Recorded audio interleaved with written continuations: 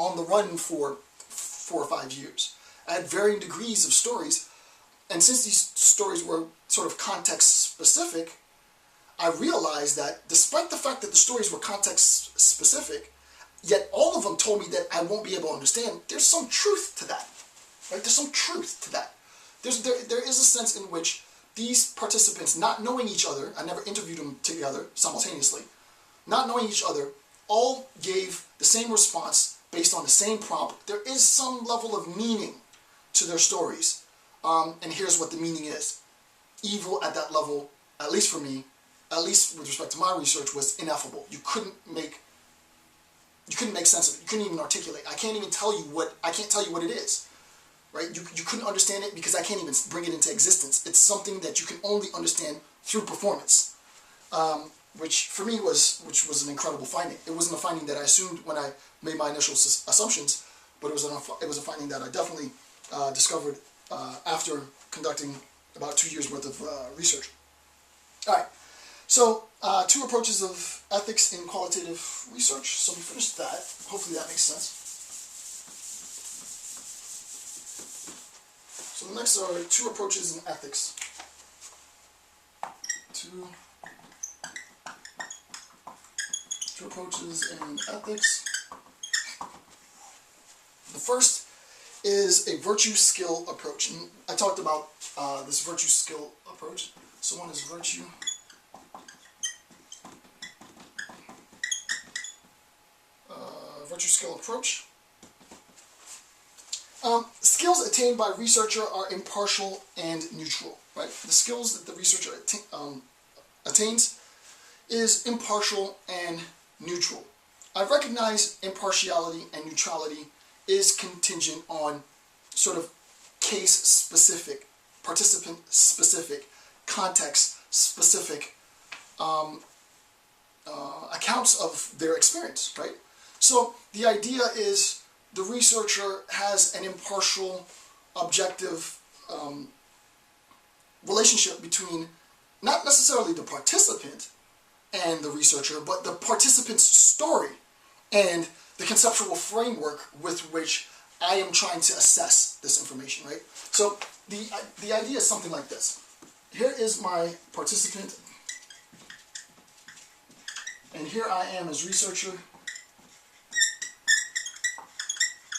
and I'm interviewing this researcher.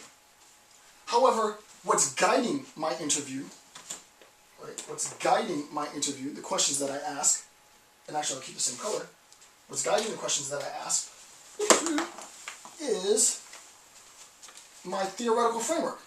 Theor.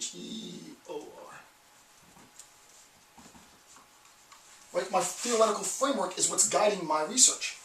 Now, with respect to my theoretical framework, there's going to be a lived experience, which is going to manifest itself as, in the form of a story, in the form of a narrative, right? And this narrative, this lived experience, is what the participant is going to share with me.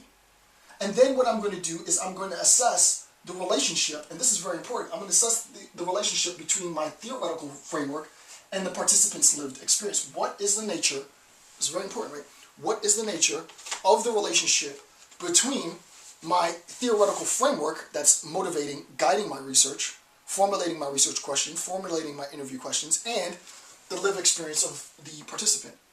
And that is really, at its base, all that this is. It's nothing more than that. At its absolute foundation, it is an assessment of the relationship between the theoretical framework of the researcher and the account of the lived experience by the participant, right? That relationship is all that this is about. So, my theory says X. Can you tell me about X? Can you tell me about your experience with X? Can you tell me about your relationship to X, right? And the more that we assess, not that you have to have a huge N. Your N doesn't have to be, 25,000. Good phenomenological research can have an N of 8, right? And you can make generalizations based on an N of 8. But the idea is, sort of in a very general sense, the greater the number, the higher the N, the more legitimate the findings, right? Which is not to say that small n's delegitimize your findings in any sense, but I'm not going to get into that sort of quantitative account because this is a qualitative assessment. Okay, number two, a value-based, and this is not to say that this doesn't apply to value-based as well, but a value-based, right? Value-based approach, quote, advocates a partial stance based on analysis of power relations between those involved in the research and society more broadly, right? A value-based advocates a partial stance, right? So I'm not going to be totally open, right? I'm not going to be totally sort of how I would classify myself. I'm more sort of virtue-based, right? This is going to be contextually contingent on the story of the narrative of the participant. I'm open to whatever.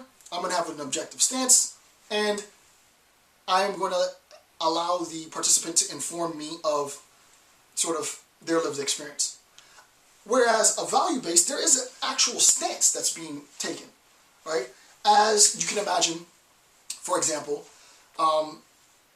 and I see this every now and then, it'll come on like A&E or like a Discovery Channel or something, an individual family member from, an individual family member has another family member murdered, and the prisoner's in jail, and like the uncle or the brother goes to jail to interview the guy that killed my family member. I definitely have a stance. You can imagine I am a researcher now, and I arguably had someone that was murdered in my family. I have a partial bias, I have a partial stance, and I want to confront the murderer of my family member. Not only confront the murderer of my family member, but do so in the capacity as a qualitative methods researcher. Right? You can see that there's going to be an enormous amount of tension here. Right? Very, very viable research, right? I mean, granted, prison population is protected population, but you know, there's ways to be able to conduct that research ethically. Excuse me. The point is that I'm going to have a partial stance here, right? You can imagine that I'm doing research, ethical research, based on the assumptions of pro-life, and I want to interview women who have had abortions. Now, I'm not going to demonize or chastise these women, but I am going to have a stance. And it's not that you can't have a stance. You can absolutely have a stance. That my research assumes that a right to life is sacred, and I'm going to interview women who have willingly had abortions to make sense of their relationship to my system of beliefs, right? Not in a sense to condemn these women, but in a sense to better understand why they don't feel like I feel, right? So, advocates a partial stance based on analysis of power relations between those involved in the research and society more broadly. And I don't usually critique authors in my assessments. The idea of power relations and the stance, I think, is a bit misconstrued personally in this. This is a direct quote from the author, but I don't think personally that it really had it being the stance has really anything to do with power per se, though it does. I think really what it is that the stance is itself contingent on a belief system. So if I were to have written this, I would have put advocates a partial stance based on an analysis of systems of beliefs between those involved in the research and society more broadly. Power relations, I think, is a bit too specific. I think a more generalized account, and I very rarely critique authors, but I think a more generalized account is the system of beliefs, right? I am going to assume a particular stance in my research, not because of power relations, but because my system of belief is informing my research. And I recognize that you have an alternative system of beliefs, which is fine. I'm not condemning it. I just want to make a sense of why is it that you don't believe what I believe? And that's a fair question, right? Why don't you believe that that there is a right to life? I might make that initial assumption only to find out that no, the women actually believe that there is a right to life, but circumstances were otherwise, right? And this might inform my research in a more sort of pragmatic sense. So the idea that it's a power relation, I think, is a bit too hasty. I would have put personally belief system or system of beliefs. Okay, so So that accounts for the virtue skills approach and the value skills approach, value-based approach. Virtue skills approach, the researcher is, both of them completely viable, both of them great modes of qualitative research. Virtue, probably more contemporarily prevalent among graduate students, is sort of a very objective assessment of some facts of the matter based on narrative findings, participatory action research, ethnographic research, what have you, sort of an assessment of experience. A value-based approach, I have a particular stance, and there's a particular stance that informs my research, and I want to assess, in sort of mathematical senses, deviations from that stance, right? So it's not so much that this stance is better than or worse than some other stance when you do your research right. Clearly people make horrible, gross generalizations, but I'm obviously teaching you what you should do, not what you shouldn't do. Yeah, so I believe in, I don't mean that I believe this, I'm just assuming a role, right? I believe in a right to life, and insofar as I believe in a right to life for whatever justifications, be it religious or otherwise, I am letting you know from the beginning, it's called bracketing, that I am going to bracket my research in those terms. This research defends a right to life, period. Nonetheless, I am interviewing 15 women who have willingly agreed of their own consent to research, asking them, my research questions, asking them about the reasons and the justifications and the circumstances that led to each of them choosing to have an abortion. I do my Q&A, I find out what their reasons are, I encode everything, I look for redundancies in their stories, and I try to make some generalized account as to why these women acted in this manner. Why is that important for me? Well, it's important for me because I need to understand what the conditions were that led to the action that I disagree with. If I can understand what those sort of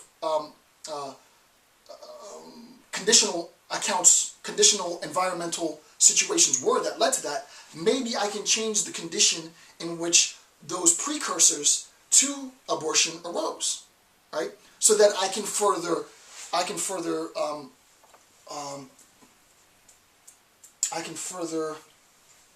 defend, I guess. I'm never short for words, but I can further promote a right to life, right? I can further promote a right to life, right? So I recognize there were environmental factors, right? This factor came up amongst all the women. This factor came up amongst all the women. I think it's in my power to change some of those factors, and were those factors not to be there, maybe these children would still be alive. Instead of condemning the women, let me see, based on my sort of partially stance-specific, not really power relation, but more of a belief system related, see if I can change those environmental stressors in order to prevent the likelihood of abortions. I see over a 10-year longitudinal study the attempt to try and change these environmental stressors, assess the levels of abortion in a particular community, and make final assessments that yes, these stressors in some sense affected the levels of abortion in a particular community. And I've done some longitudinal study. I've had multiple control groups. So here are my findings. Great research, profoundly good research. I'd love to read that research even if I don't believe in a right to life. Why? Because the research was ethical research.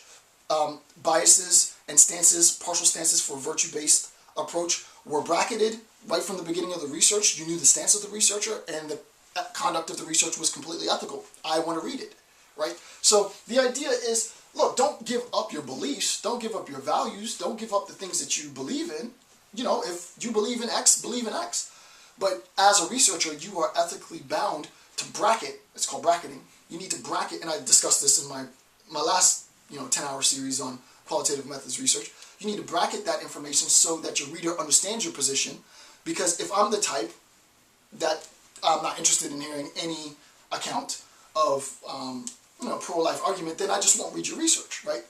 More naive the person, but as researchers, we have an obligation to make sure that we bracket that information. Okay.